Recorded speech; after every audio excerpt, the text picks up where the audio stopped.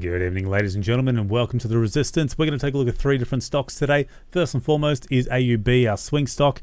Nothing too interesting. It's just gone sideways. That's fine. Tomorrow, if it closes below today's low, I will be out. I want something with a bit more oomph to it, a bit more punch. And yeah, I mean, it's no surprise that it went sideways today, given the state of the US and state of XJO as well today, or AUS 200. Take your pick. So we're going to take a look at SDR. Now, this one, well, actually, before we go into SDR, for those of you who've been following, that relates to IGV, which is the ETF. And this one is coming off. Now, this one refused to bounce, and it looks like it's going to just melt to the downside even further. Whether it holds this support level 88.66, I'm not so sure, but it does look pretty nasty. So, yeah, it surprised me today that SDR did well in the morning. In fact, yeah, we'll bring up the intraday on SDR. So you can see it launched in the morning a little bit, just like Wise Tech as well, and a couple of other whatever tech SaaS stocks there are. So you can see the same sort of thing. It rallies and then comes off. But for SDR, I did leave this one alone until it started to pull back, and then once it started pulling back, I had to cut it because it was just, to me, that was it. It shouldn't have gone green today, or at least my belief was that it shouldn't go green today, based on that. So it did have a pop, and the fact that it broke above yesterday's high was looking positive. So I was like, okay, let's see what's happening here, because it had a small gap down today. It wasn't significant. So I just wanted to see where it went, and yeah, went up and then came back down, and that's like, okay, I'm going to start cutting, because I don't see a planet where once it breaks this high and then breaks back down under it, that it stays elevated. It just, there's no reason for it. US price action, the ETF isn't looking great. It's coming off. So we took it off as it was coming down just before VWAP. I didn't want to even see VWAP get hit. There's no point. I was already anticipating a red day for it. So it did bounce once and then hit again. So this is the 3-minute chart. So as it bounced once, as it came up a second time, let me bring up the 1-minute chart. It's a little bit cleaner. So yeah, it hit, bounced off VWAP, started shorting, anticipating that it wouldn't really make higher highs. And that's pretty much what happened. It came back down, back up one more time, added onto the short. And the idea was to not get more than maybe one tick above where this price was at 433. So stop loss was not 434, but 434.5. So in other words, it's 435 basically. So kept it super tight. And then it sold off, and I was expecting, this 417 would maybe hold, because even though I expect this to be a red day today on SDR, I wasn't expecting it to really come off hard or anything like that. I wasn't expecting it to be a complete reversal. So we'll look at the daily in a second, but we can see that, where did it close? Around 412. And we can see there's a bit of a level here around 412. So it's, it's okay. It's not awful. It's not great. But I really wanted that push to the upside. I wanted it to keep going.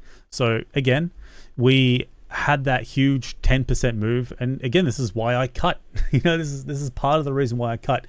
Take profits. If there's a 10% day, I'm fucking off it. Not entirely, but mostly off it. And yeah, we cut. We saw the reversal. We saw the changes coming in advance.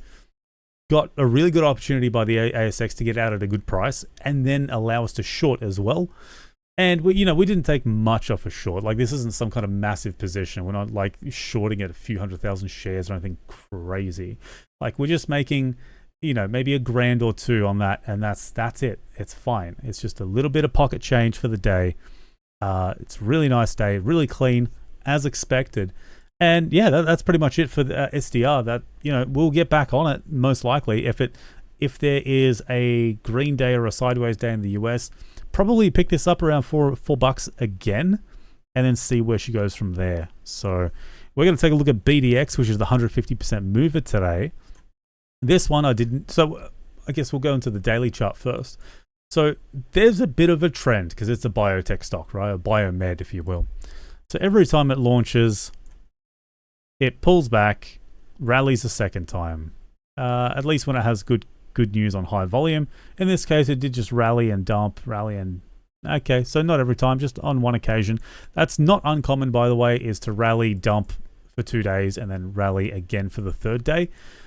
This did not close very well. And you know, I'll be watching it tomorrow and the day after, or Monday rather, but I'm not that crash hot on the idea of this trade.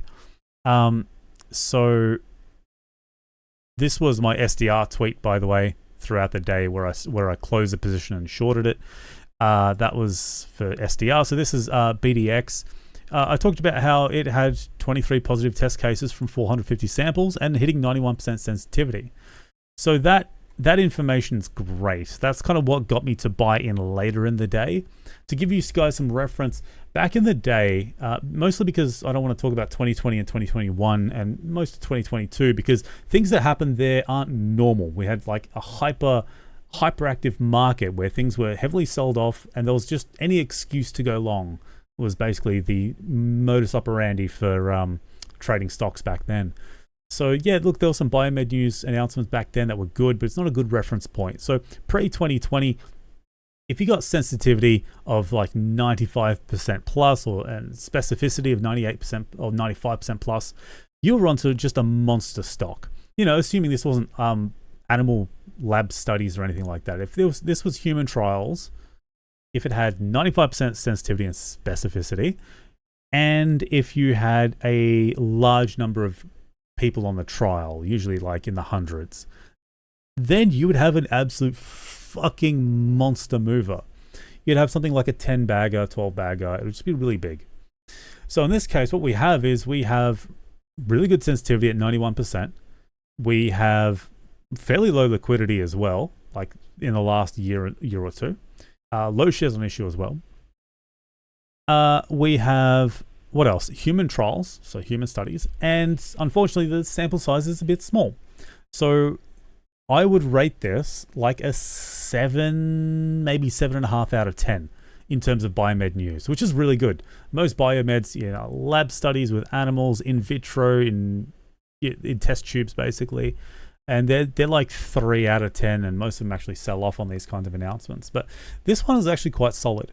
And that sort of reflects this move to the upside. Now, I didn't see this in the morning, so I didn't catch it to the drive to the upside. So this was the easy money. And I just want to say maybe it wasn't so easy because it does look a bit gappy. So 7.7 to 8.3, like that's a 5-cent spread. And what's this? This from 9.5 straight to 10, so 5-cent spread there. A 5-tick spread, if you will. And then it punches right through the 12.5 in a matter of a couple of minutes. So the order book, I suspect, just looking at this and how many hundreds of thousands, just 100,000 shares, 200,000 shares per line, per minute, sorry.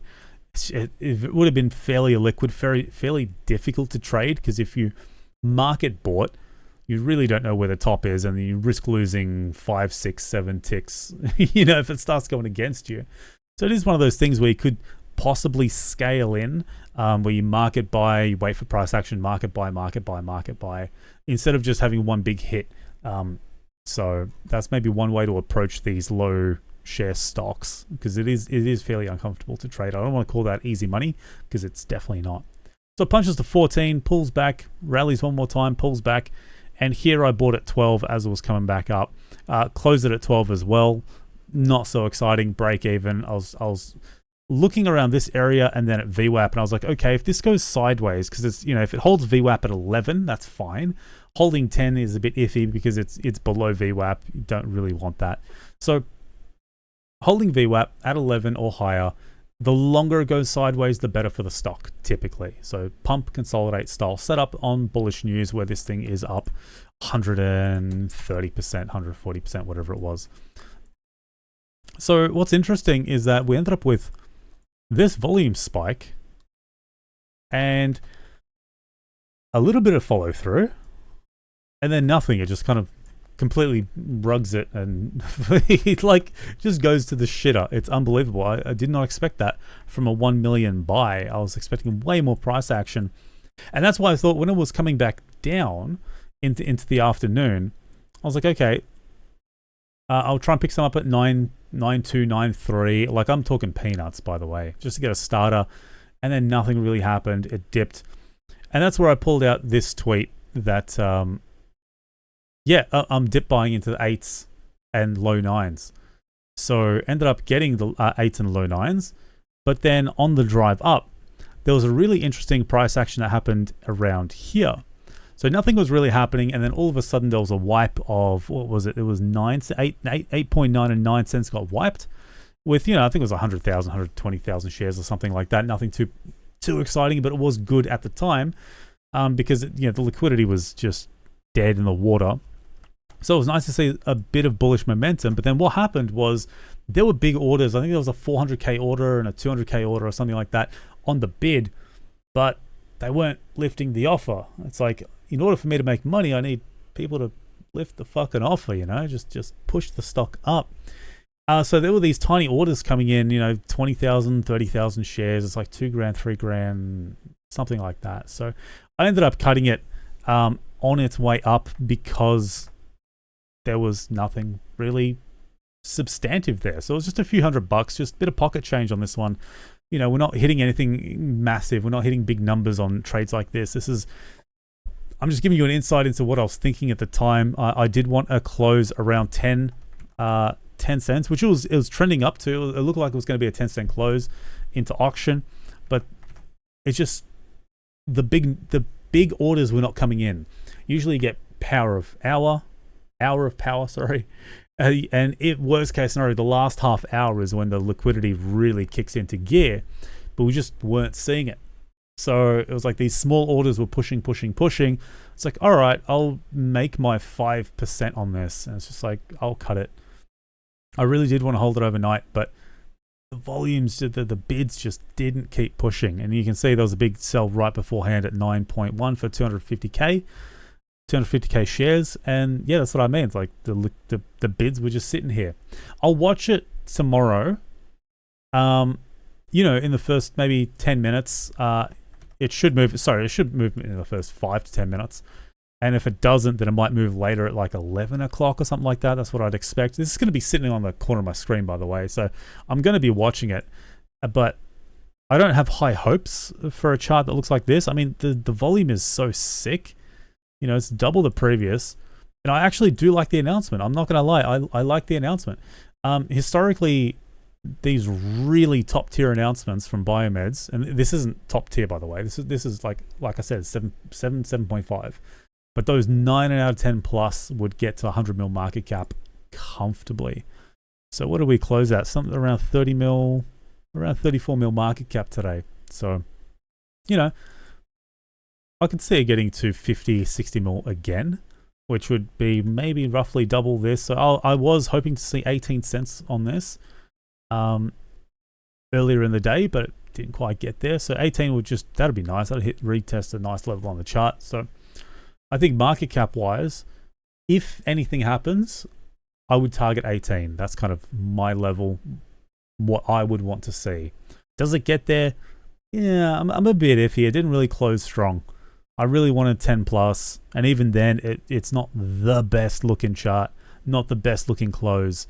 So it's really, things would have to really pick up and just start swinging tomorrow at some point. Just something like that. Just whatever. All right, guys, that's my thoughts and insights for today. I'll catch you guys tomorrow. Peace.